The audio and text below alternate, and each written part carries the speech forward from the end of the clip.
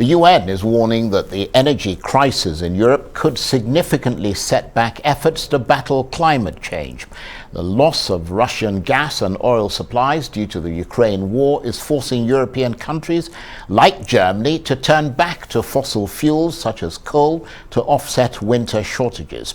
As our environment correspondent Laila Johnson reports, scientists are concerned this could escalate the extreme weather conditions that are becoming more frequent and more devastating across the planet.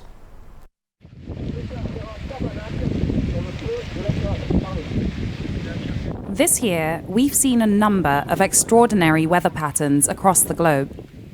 From raging wildfires across Europe and America to intense floods in Pakistan affecting over 33 million people, and millions facing drought and famine in Africa. The effects of climate change continue to intensify. Ahead of the annual UN Climate Change Conference, COP27, taking place in Egypt later on this year, preparatory meetings have been taking place. But has the war in Ukraine and the energy crisis moved climate change from being top of the world's agenda to a secondary issue? A pre-COP Africa Adaptation Summit was held in Rotterdam recently. African leaders expressed their disappointment in the absence of industrial nations. We just need countries to be very active in actually implementing what they're saying. And of course, the absence of the leaders here sends some signal. You have several leaders who came all the way from Africa to participate in this conference, and they were looking forward to seeing leaders from Europe and elsewhere. At another meeting in Egypt, attended predominantly by officials from African countries, US climate envoy John Kerry was in attendance and expressed concern over the inequality of the climate crisis. 20 countries equal 80% of all the emissions. 48 countries in sub-Saharan Africa altogether equals 0.55% of emissions. So we do have a major announcement today that Arise News was on the ground at COP26 in Glasgow last year. Several pledges were made by UN member states, including the Glasgow Climate Pact, which urged countries to phase out coal and fossil fuels, while calling for more ambitious commitments by the end of 2022. Yet, almost a year down the road, there is worry that such pacts are being softened by countries. Newly elected Prime Minister of the UK, Liz Truss, has expressed her commitment to issuing oil and gas exploration licenses, stating that exploration in the North Sea is key if the UK is to overcome the crisis. What we need to do is increase our energy supplies long term. And that is why we will open up more supply in the North Sea, which the Honourable Gentleman has opposed. That is why we will build more nuclear power stations, which the Labour Party didn't do when they were in office. And that is why we will get on with delivering the supply as well as helping people through the winter. So, given what interventions we've had... Earlier on this year, COP26 President Alok Sharma stated that North Sea oil and gas extraction is not a realistic way to bring energy prices down, and has called for more investment in renewable energy. The UK is one of the world's top contributors to greenhouse gas emissions, and it's argued that nations responsible for a majority of global emissions need to be committed to transitioning towards net zero.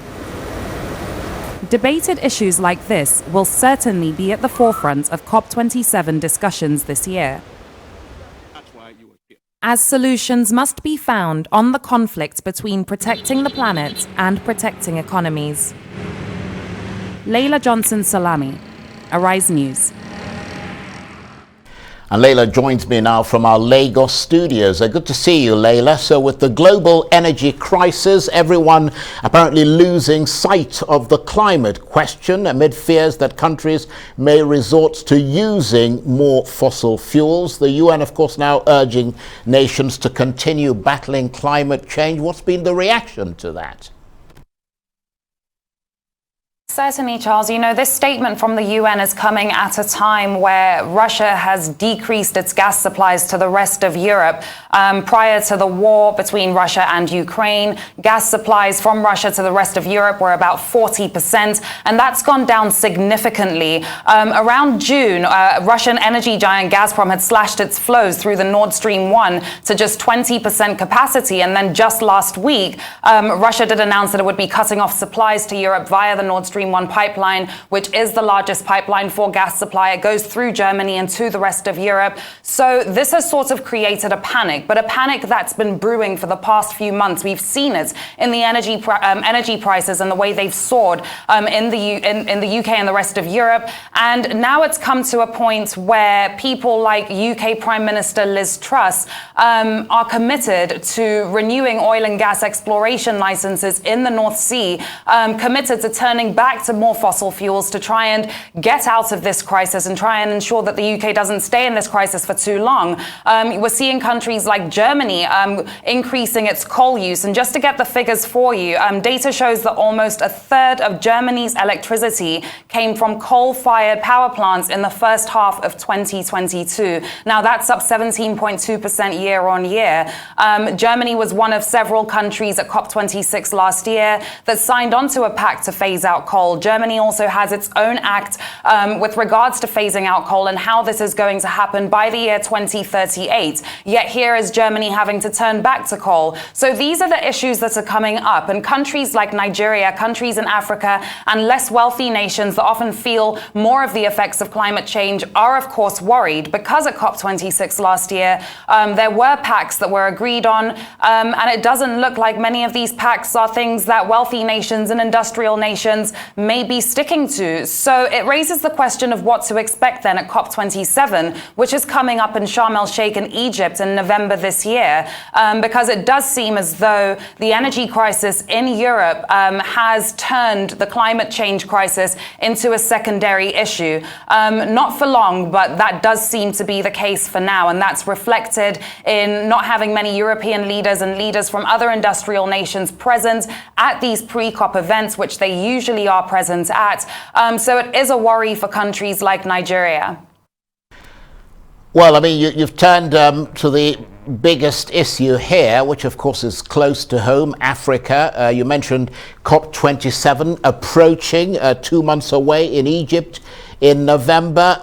Given the things that you've just told us, Laila, what is the continent hoping to achieve at that summit amid questions about the inequalities of the climate crisis? As you hinted, Africa contributing just 0.5% of global emissions, but suffering the worst effects. Absolutely. The historical imbalance between low emitters and high emitters is definitely something that's going to be at the forefront of COP27 discussions and something that's going to concern Africa a lot. You know, since the start of the industrial age, so since about 1750, Africa as a whole has committed, has put in less than 0.5% of global emissions. And right now, Africa is responsible for just about 3% to 4% of global emissions. Yet the effects of climate change are worstly effect in parts of the world like this, from drought to flooding to desertification, and the list goes on. Now, what we found year on year is with climate financing, a lot of the money that's come in through these pledges. Now, just to backtrack a bit, wealthy nations have committed to $100 billion a year in climate financing, a goal that has actually never been met. But what's been found is that most of this money anyway goes to Asia or goes to South America, and hardly any really comes to Africa. 2016 to 2018 data showed that just 25% of the money that was promised in climate finance came to Africa. So climate financing is certainly going to be at the forefront of discussions. Africa needs support for both mitigation and adaptation to climate change. Mitigation meaning making the effects of climate change easier for people to live with, and then adaptation being adjusting to the current and future trends that climate change is going to bring our way and already brings our way. So those are the things that are going to concern Africa. Of course, Africa is going to be concerned with progress over the past year. So a lot of progress is going to be reviewed with regards to the different pacts and agreements, how much progress has been made, what commitments seem to be lagging, what commitments have been taken on, and all of this will be reviewed. The outcome, however, is one that's of course a question, because, you know, a lot of these pacts and agreements are not legally binding, while the Paris Agreement itself is legally binding. A lot of these other agreements that come in on the sidelines of COP, like agreements to phase out coal, agreements to reduce methane, etc., a lot of them are not legally binding, which is why you find that commitments sometimes may be renegade on. And that's what Africa will be looking to put pressure on as something not to happen. And not just Africa, I must say as well, you know, small island nations as well who also suffer from severe effects of climate change. Countries in Asia, look at what's going on in Pakistan right now, where over 33 million people, or about 33 million people, are being affected by the flooding, and about 1,300 people or over that have lost their lives so far.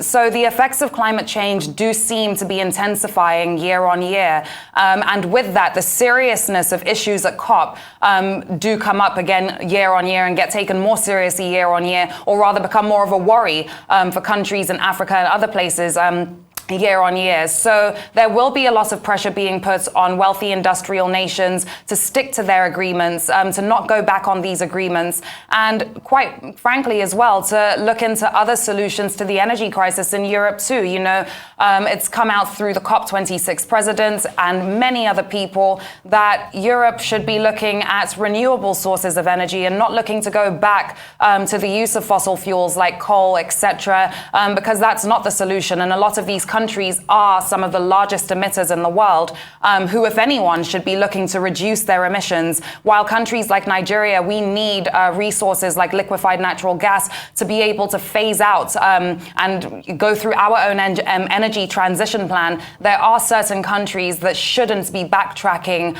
and going back into more use of fossil fuels, and that's the argument that's going to be made by a lot of African leaders in attendance. Laila, thanks very much indeed. Laila Johnson-Salami, Arise Environment correspondent, talking to me there from our studios in Lagos.